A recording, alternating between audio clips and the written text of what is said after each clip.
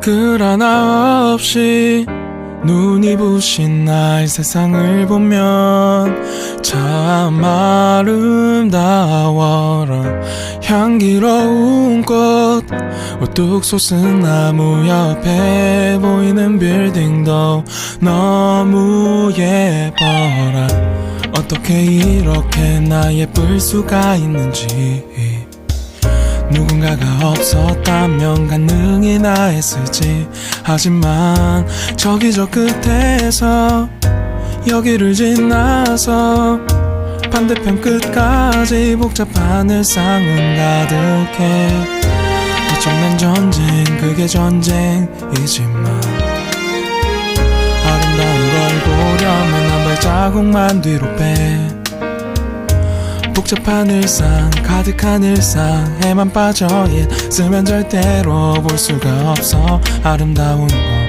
그때 내가 가야 할 곳 stop. 주님은 내 피난처, 주님은 내 피난처.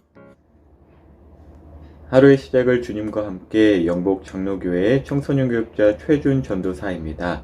오늘 하루도 주님의 평화가 여러분과 함께 하기를 빕니다. 오늘 9월 16일 수요일 함께 읽을 성경은 창세기 45장 16절에서 28절입니다. 우리의 몸과 마음과 뜻을 다해서 함께 읽도록 하겠습니다. 요셉의 형들이 왔다는 소식이 파라오의 궁전에 전해지자 파라오와 그의 신하들이 매우 기뻐했습니다.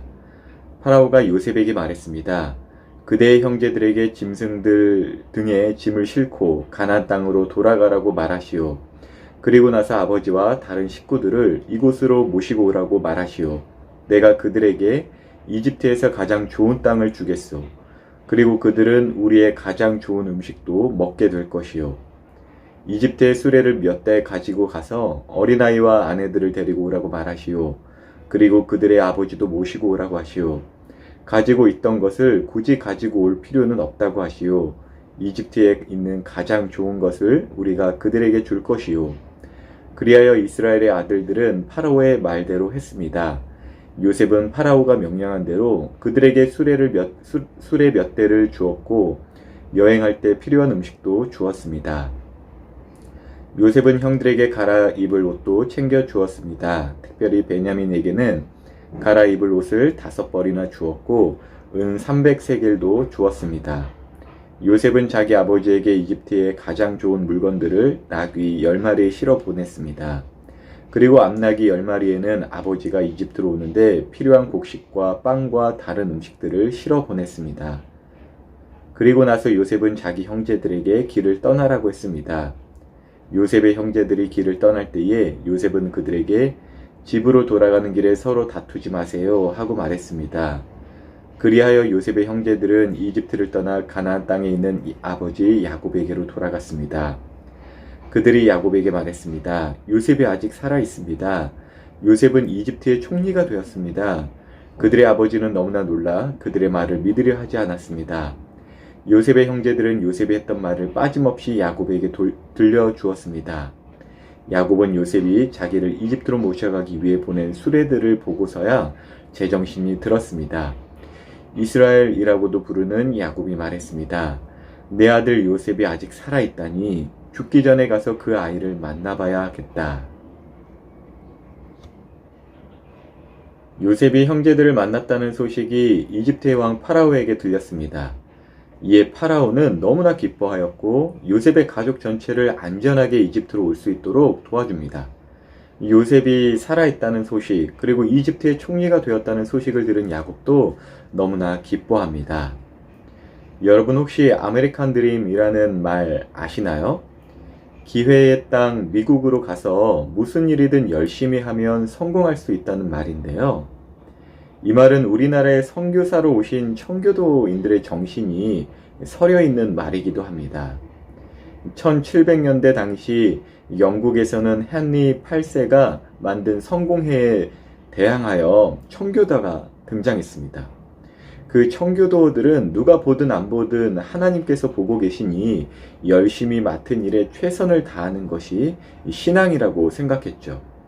그리고 그 근면 성실의 대가로 부가 축적되는 것을 하나님의 은혜로 받은 것이라 생각했답니다. 이러한 생각을 가진 청교도인들이 영국의 박해를 피해서 도망쳐 온 곳이 아메리카, 오늘의 미국이고, 그러한 신앙으로 오늘날의 부유한 미국을 세웠습니다. 참 멋진 일이죠. 이러한 청교도 정신은 우리나라에도 전파되어 오늘날의 우리 대한민국이 되는 데에 일조하였죠. 오늘 요셉을 보고 또 파라오의 환대와 야곱의 이야기를 보는데 그 아메리칸 드림이라는 말이 떠올랐어요. 그간 요셉의 삶을 보자면 누가 보든 보지 않든 하나님을 인정하며 참으로 근면 성실하게 살았고 또 정직하게 살았더니 결과적으로 파라오와 온 이집트가 요셉을 따르고 또 기뻐해주는 모습이 이집트 드림 같기도 하더라고요. 성경에는 하나님을 기쁘시게 하면 세상 사람들과 대적하는 것이 아니라 오히려 칭찬받고 대우를 받는다고 합니다. 물론 그 과정 가운데서는 핍박과 고난이 있지만 하나님을 기쁘시게 하는 그 아름다운 모습을 끝까지 지켰을 때에 결국 세상도 인정하고 부와 권세를 얻게 하신다는 것이죠. 그래서 저도 언젠가 말했지만 전 부자가 되고 싶습니다. 범사에 잘 되고 싶습니다. 저산지를 내게 달라는 외침을 결코 멈추지 않습니다. 저에게는 꿈이 있습니다. 그러나 그 과정에 있어서 하나님이 안 계시는 것처럼 속이고 빼앗고 싶지는 않습니다. 하나님께서 정하신 그 뜻대로 근면 성실하고 싶어요. 그래서 모든 사람에게 이 모든 부와 권세와 지혜와 구원이 하나님께로부터 난다고 그 계시록에 나와 있던 대로 외치고 싶습니다. 오늘날 보면 열심히만 해서 되는 환경, 세상이 아니라고 그렇게 또 말들은 하지만 생각해보면 저 청교도인들은 박해를 피해서 무인도와 같은 땅에서 시작했어요. 하나님만 바라보고요. 저 요셉 또한 노예로 팔리고 감옥에 갇히지만 하나님만 바라보았습니다. 하나님만 바라본다는 것, 어느 환경에서든 하나님을 섬기는 마음으로 근면 성실했다는 것입니다. 그런데 이 근면 성실 참 쉽지 않죠. 그래서 우리가 같이 하면 됩니다. 작심 3일이라고요? 그러면 3일마다 다시 시작하면 됩니다. 우리의 부모, 선배 세대가 이미 보여줬고 오늘 요셉이 그것을 보여주었습니다. 세상 속에서 하나님을 섬기는 그 근면 성실함과 그 결과를 우리가 지금 이미 보고 있습니다. 그러므로 우리도 그렇게 하도록 합시다. 말씀과 기도는 물론입니다. 그리고 공부든 운동이든 노는 것이든 근면 성실하게 합시다. 때론 넘어지고 다 실패한 것 같지만 하나님만 바라보고 나아갑시다. 그리고 그렇게 하면 잘 될 것이라는 생각을 갖고 시작하는 것도 좋지만 이렇게 한번 생각해 보면 더 좋을 것 같습니다. 이미 잘 될 나이기에 그렇게 한다고요. 우리는 결국 구원을 얻는다라는 이미 결과를 얻은 사람들입니다. 그 결과, 이미 해답지를 들고 문제를 푸는 정말 유리한 사람들이라는 것이에요. 그러므로 우리는 그 구원을 얻었다는 그 구원의 확신 속에서 열심히 살아야 할 의무라기보다는 권리로서 사는 태도로 이 삶을 대하는 것이 우리에게 있어서 가장 큰 지혜 중 하나입니다. 다시 말해 우리는 세상을 대적하려고 온 사람들이 결코 아니라는 것입니다. 빛과 소금으로서 보냄을 받았습니다.